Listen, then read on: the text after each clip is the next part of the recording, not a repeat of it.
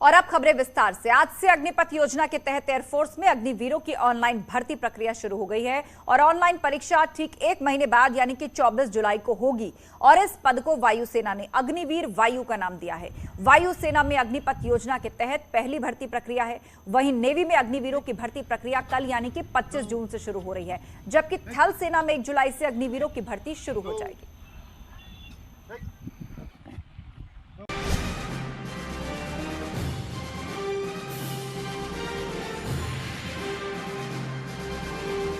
अग्निवीरों में सेना ज्वाइन करने जाने का जोश, शहर शहर युवाओं की ट्रेनिंग,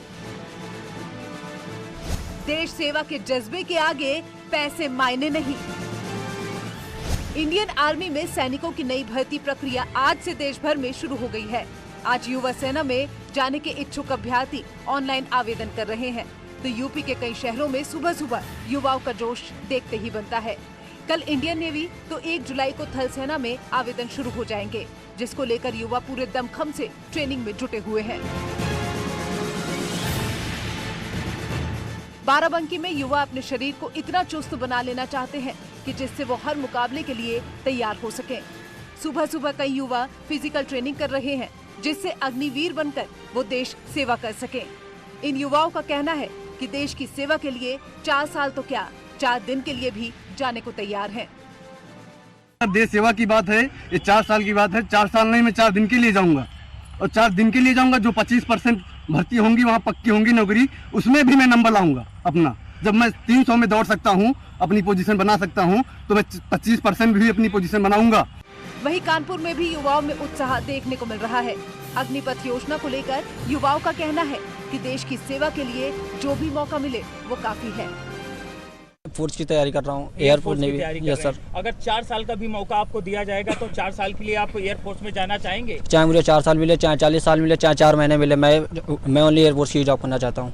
आप एयरफोर्स की ही जॉब करना चाहते हैं, चाहे जो भी आपको मौका दिया जाए? यस सर, बिल्कुल। वहीं अग्निपथ योजना को लेकर इटावा के युवाओं में उत्साह देखते ही बनता है। सेना में भर्ती होने की चाह रखने वाले कई अभ्यर्थी फिजिकल ट्रेनिंग एकेडमी ज्वाइन कर रहे हैं। इस दौरान युवा अग्निपथ योजना का समर्थन भी कर रहे हैं। युवाओं का कहना है कि देश सेवा के जज्बे के आगे पैसे कभी मायने नहीं रखते। सरकार की स्कीम सर ठीक है, अधिक से अधिक बच्चों को मौका मिलेगा। 25% परमानेंट भी कर रहे हैं और 12 लाख का अपना ये रिफंड भी है। वो सब स्कीम अच्छा है। टीओडी अगर सरकार ने लागू किया है तो कुछ तो होगा ही, उन्होंने कुछ सोचकर ही की होगी। मुझे इससे कोई दिक्कत नहीं है, सभी को मौका मिलेगा। मुझे भी जाना है, भर्ती वैसे भी आई नहीं है, अभी आई है तो सबको मौका मिल जाएगा। लोग भ्रमित हैं, अभी कह रहे हैं कि ये 25% लेंगे, बाकी 21 साल पर रिटायरमेंट कर देंगे। तो रिटायर से 100% थोड़ी ना लगेगा सर। भर्ती देखने जाते हैं बच्चे तो क्या 100 बच्चे गए तो 100 थोड़ी ना लग जाते, उसमें 75% वापस भी आते हैं। देश सेवा का जज्बा लिए युवाओं में अग्निवीर योजना को लेकर कई सवाल हैं, लेकिन मन में कोई मलाल नहीं है। वो किसी भी कीमत पर देश की सेवा करना चाहते हैं। Team news 18।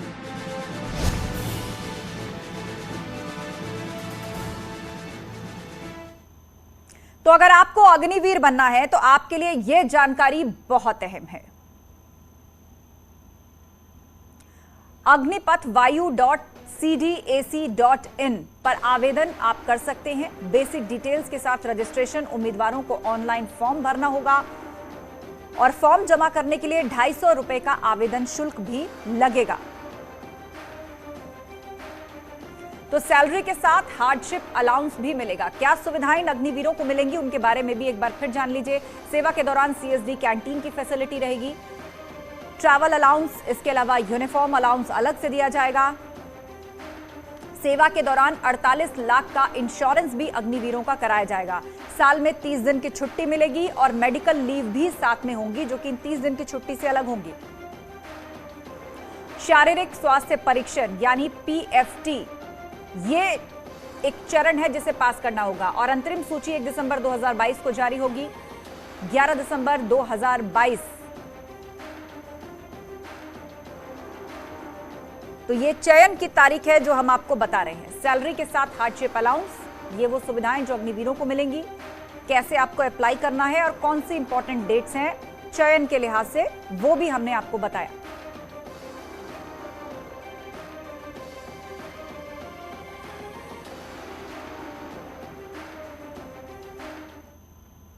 उधर अग्निपथ योजना के विरोध में पिछले दिनों हुई हिंसा को लेकर केरल के राज्यपाल आरिफ मोहम्मद खान ने चिंता जताई है। उन्होंने कहा है कि सभ्य समाज में हिंसा की कोई जगह नहीं है।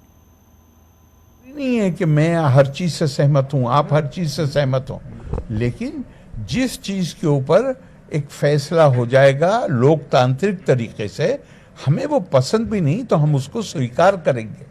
लोकतंत्र ऐसे चलता है। तो ये लोकतंत्र के साथ विश्वासघात है और वो लोगों को खुद को अंदाजा नहीं है कि वो कितना बड़ा नुकसान कर रहे हैं।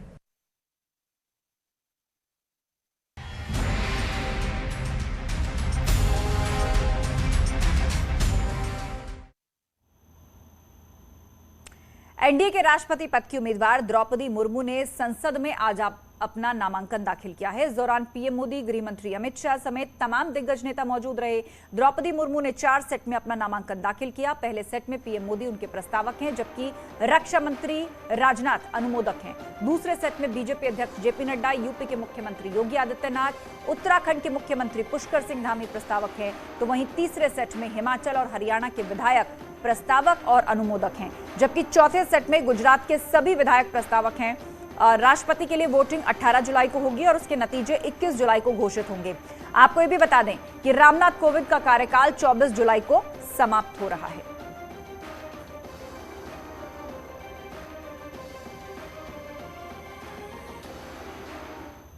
वहीं नामांकन से पहले द्रौपदी मुर्मू ने संसद भवन पहुंचकर राष्ट्रपिता महात्मा गांधी को नमन किया, जिसके बाद उन्होंने बाबा साहेब अंबेडकर की मूर्ति पर माल्यार्पण किया। फिर उन्होंने बिरसा मुंडा को नमन किया।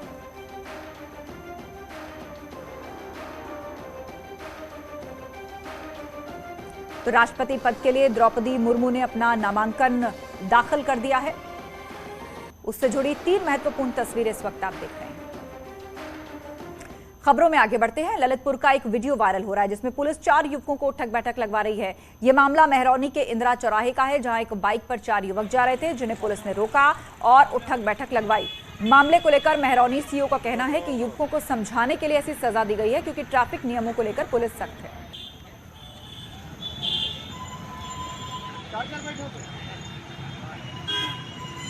4 व्यक्ति 4 नौजवान सवार थे, तो ये बहुत बड़ी दुर्घटना को कारित कर सकते थे। इनके साथ दुर्घटना हो सकती थी, बिना हेलमेट के थे। तो इनको मैंने इंदिरा चौराहे पे रोका। और अब देखिए, कई बार क्या होती है, 2 तरीके से आप लोगों को समझा सकते हैं, एक चालान के माध्यम से, एक समझा कर। तो मैंने कोशिश की कि इनको समझाया जाए। थोड़ा बहुत दंड बैठक उन्होंने किया वर्जिश के तौर पर, और उनको बताया गया कि भाई देखिए, ये बाइक 2 लोगों के लिए बनी, हेलमेट लगा के चले। और उसके बाद उन्होंने ये कहा, हमसे ये वादा लिया कि आगे से हम हेलमेट लगा के चलेंगे, और उनके साथ जो भी वैधानिक कार्रवाई हो सकती थी वो की गई। अगली खबर देवरिया से है, जहां भ्रष्टाचार के खिलाफ प्रशासन लगातार एक्शन में है। डीएम ऑन द स्पॉट फैसले ले रहे हैं। इस कड़ी में उन्होंने बरहस तहसील के कटिहारी गांव में एक बिल्डिंग निर्माण का औचक निरीक्षण किया। ये बिल्डिंग पर्यटन विभाग तैयार कर रहा है। डीएम के निरीक्षण में कार्यदायी संस्था यूपीपीसीएल की पोल खुलती नजर आ रही है, जहां घटिया ईंटों से बिल्डिंग का निर्माण किया जा रहा था। ठेकेदारों ने दीवार पर 12 mm प्लास्टर की जगह 4 mm प्लास्टर ही किया।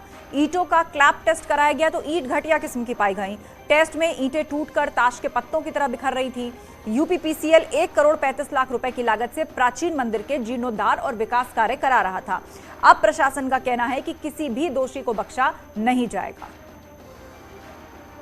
उसके अलावा अभी जो संज्ञान में आया है कि ठेकेदार जो उन्होंने गलत काम किया था, खुद ही घबरा के उसको तोड़ के सब ठीक कर रहे हैं। उद्देश्य यही कि परियोजना सही चले और जिन लोगों ने उसमें लूटपाट की है या बंदरबाट की है, उनके खिलाफ हम लोग प्रभावी कार्रवाई कर सकें। प्रतापगढ़ में रानीगंज विधायक आर.के. वर्मा निर्माणाधीन इंजीनियरिंग कॉलेज का निरीक्षण करने पहुंचे। उन्होंने जैसे ही दीवार को हाथ लगाया तो दीवार भरभरा कर ढह गई। दरअसल राजकीय इंजीनियरिंग कॉलेज और हॉस्टल का निर्माण हो रहा है, जिसके निर्माण में खराब सामग्री इस्तेमाल की जा रही है। इसकी शिकायत भी विधायक से की गई थी और इसके बाद विधायक मौके पर पहुंचे तो आलम कुछ ऐसा नजर आया। अब डीएम के मामले में संज्ञान में लाने पर जांच की जा रही है और मामले में दोषियों पर कार्रवाई की बात भी कही जा रही है।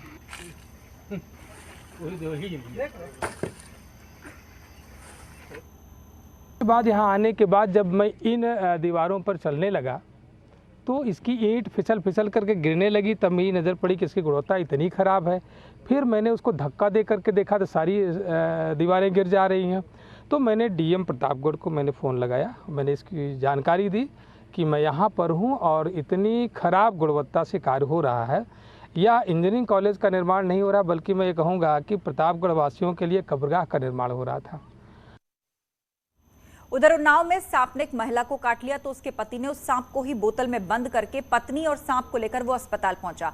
उसका कहना है कि उसने सांप को इसलिए पकड़ा क्योंकि अगर डॉक्टर उससे पूछेंगे कि किस सांप ने काटा है तो वो सांप उन्हें दिखा सकेगा। फिलहाल डॉक्टर्स ने महिला को अस्पताल में भर्ती करा लिया है। घटना माकी थाना क्षेत्र रऊ के अफजल नगर की है।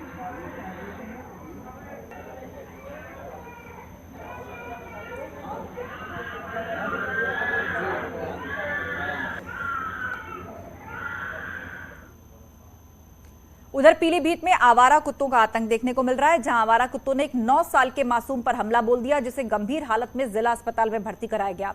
घटना अमरिया इलाके के भवानी गांव की है और बताया जा रहा है कि बच्चा घर से गोवंश को चराने के लिए निकला था और तभी कुत्तों के झुंड ने उस पर हमला बोल दिया और बच्चे को नोच डाला। इस बच्चे की चीख सुनकर स्थानीय लोगों ने कुत्ते को भगाया। लोगों का कहना है कि पहले भी कुत्तों के हमले में कई लोग घायल हो चुके हैं।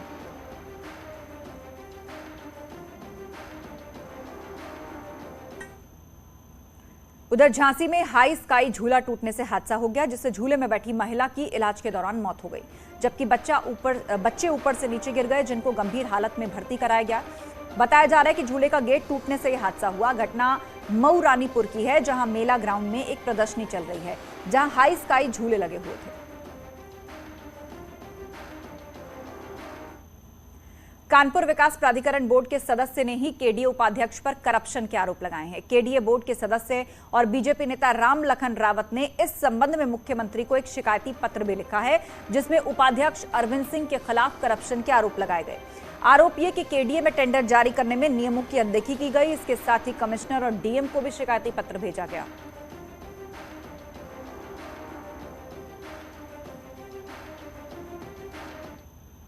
लोहाघाट में गुलदार के आतंक से लोग दहशत में जी रहे हैं। प्रेमनगर पाटन के एक घर में घुसकर गुलदार ने पालतू कुत्ते को शिकार बना लिया है।